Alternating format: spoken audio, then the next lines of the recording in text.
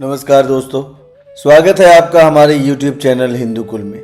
दोस्तों, क्या आपने कभी सोचा है जो बांसुरी भगवान श्री कृष्ण बजाते थे, जो उनकी आत्मा की आवाज़ थी, जिसकी एक धुन पर पूरी सृष्टि थम जाया करती थी, वो अचानक कहाँ चली गई? न कोई आखिरी झलक, न कोई निशानी, ना ही कोई शिष्य जिसे वह सौंप दी गई हो। कृष्ण तो अमर हैं, उनकी लीलाएं आज भी जीवित हैं, लेकिन उनकी प्रिय बांसुरी वो कहीं गुम हो गई, जैसे कोई रहस्य जो आज तक किसी को समझ नहीं आया। क्या वो साधारण बांस की बांसुरी थी, या फिर देवताओं द्वारा रची गई कोई दिव्य कृति थी, या फिर उसमें कोई ऐसी शक्ति थी जिसे इस लोक में अब संभाल पाना असंभव था? कुछ लोग कहते हैं कृष्ण ने राधा के वियोग में उसे तोड़ दिया था। कुछ मानते हैं वह बांसुरी स्वयं ब्रह्मांड में विलीन हो गई थी। लेकिन सच क्या है? क्या वह बांसुरी आज भी धरती पर कहीं पड़ी हुई है, या फिर कहीं सुरक्षित रखी हुई है? क्या आप जानना चाहेंगे कि आखिर कहाँ है कृष्ण की बांसुरी? अगर हाँ, तो इस रहस्य के दरवाजे खोलने के लिए बने रहिए हमारे साथ वीडियो के आखिरी तक, और चैनल को सब्सक्राइब जरूर कर लीजिए। भगवान कृष्ण इस ब्रह्मांड में सबसे अच्छी बांसुरी बजाते थे। उनकी बांसुरी से ब्रह्मांड का कोना कोना गूंज उठता था। उनकी बांसुरी की धुन ब्रज में ऐसी गूंजती थी कि गायें चरना भूल जाती थीं। ग्वाल वाल अपनी लाठियां गिरा देते थे, और गोपियां वो सब कुछ छोड़कर उस ओर खिंची चली आती थीं जहां से वह जादुई स्वर निकलते थे। बांसुरी से निकलने वाली हर धुन केवल संगीत नहीं था, वह ब्रह्मांड की लय थी, एक दिव्य संवाद था। वह धुनें पशु पक्षियों को मोहित कर देती थी, वृक्षों को झुका देती थी, और नदियों को शांत कर देती थी। भगवान कृष्ण के लिए बांसुरी केवल एक वाद्य यंत्र नहीं थी, वह उनके हृदय की भाषा थी, उनकी आत्मा की आवाज़ थी। विशेषकर राधा रानी के साथ उनके दिव्य प्रेम में ये बांसुरी एक सेतु बन गई थी। जब वे राधा को पुकारते थे तो बांसुरी स्वयं बोल उठती थी। उसकी हर धुन में एक गहरी लालसा, एक अलौकिक प्रेम और एक आत्मिक जुड़ाव समाहित होता था। यह बांसुरी वह माध्यम बन गई थी जिसके कारण कृष्ण अपनी वेदना, अपनी खुशी और अपने आध्यात्मिक भावों को व्यक्त करते थे। लेकिन ये सवाल आज भी मन में आता है कि आखिर कृष्ण की बांसुरी गई कहाँ? उनके शरीर त्यागने के बाद उस बांसुरी का हुआ क्या?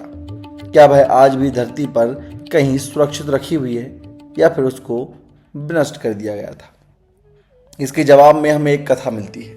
कथा के अनुसार वर्षों बाद जब राधा रानी मृत्यु शैया पर थीं, उन्होंने एक अंतिम इच्छा प्रकट की कि कृष्ण उन्हें एक बार फिर अपनी बांसुरी की वह मधुर धुन सुनाए। यह वह क्षण था जब कृष्ण का हृदय टूट चुका था। उनकी आंखों में आंसू थे और स्वर में कंपकपी। उन्होंने बांसुरी उठाई, और जो धुन निकली वह केवल संगीत नहीं थी, वह राधा के प्रति उनका अंतिम प्रणाम था। हर सुर में उनका अटूट प्रेम, उनके साथ बिताया हर क्षण और हर अनकही भावना गूंज रही थी। जब वह अंतिम धुन समाप्त हुई, तब कृष्ण की आत्मा जैसे चुप हो गई। वे जानते थे कि यह राधा से उनका अंतिम मिलन था, और तब उन्होंने लिया वह निर्णय जिसे युगों तक याद रखा जाएगा। उन्होंने अपनी प्रिय बांसुरी को तोड़ दिया। यह कोई क्रोध या निराशा का कार्य नहीं था, बल्कि उस पीड़ा की चरम अभिव्यक्ति थी जो उन्होंने राधा को खोने पर महसूस की थी। बांसुरी टूट गई, और उसके टुकड़े अरण्य की गहराइयों में खो गए। वे टुकड़े जैसे उनके बिखरे हुए भाव थे, जो राधा के बिना अधूरे थे। लेकिन उस टूटी हुई बांसुरी का क्या हुआ, कोई नहीं जानता। कुछ भक्त मानते हैं कि वे टुकड़े जादुई फूलों में बदल गए, ऐसे फूल जिनमें आज भी वह दिव्य सुगंध, कंपन मौजूद है। कुछ कहते हैं कि वायु देवता ने उन टुकड़ों को उठा लिया और उन्हें संसार भर में फैला दिया। यह रहस्य आज भी भक्तों के मन में एक गूंज की तरह जीवित है, और कुछ भक्त मानते हैं कि आज भी वह बांसुरी कहीं सुरक्षित रखी हुई है, और उसकी खोज भी निरंतर करते रहते हैं, एक ऐसी खोज की तरह जो कभी पूरी नहीं होती। बांसुरी के टूटने के बाद क्या कृष्ण का संगीत रुक गया?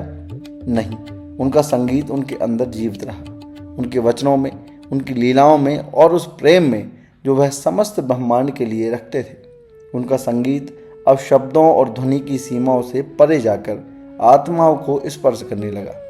आज भी साधक और भक्त कृष्ण की उस दिव्य बांसुरी को खोजते हैं, लेकिन वे केवल उसका भौतिक रूप नहीं ढूंढते, बल्कि उस आत्मिक ऊर्जा की तलाश करते हैं जो कभी उसकी धुनों में गूंजती थी। यह खोज हर युग में चलती रही है और शायद आगे भी चलती रहेगी।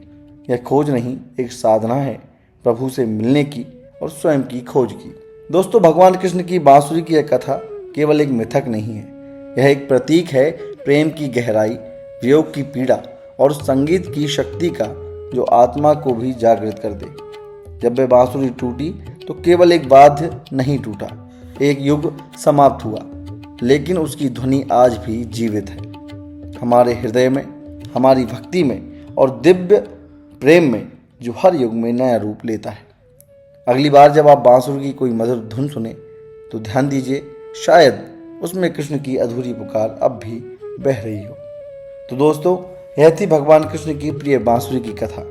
आपको यह कहानी कैसी लगी कमेंट करके हमें ज़रूर बताइए।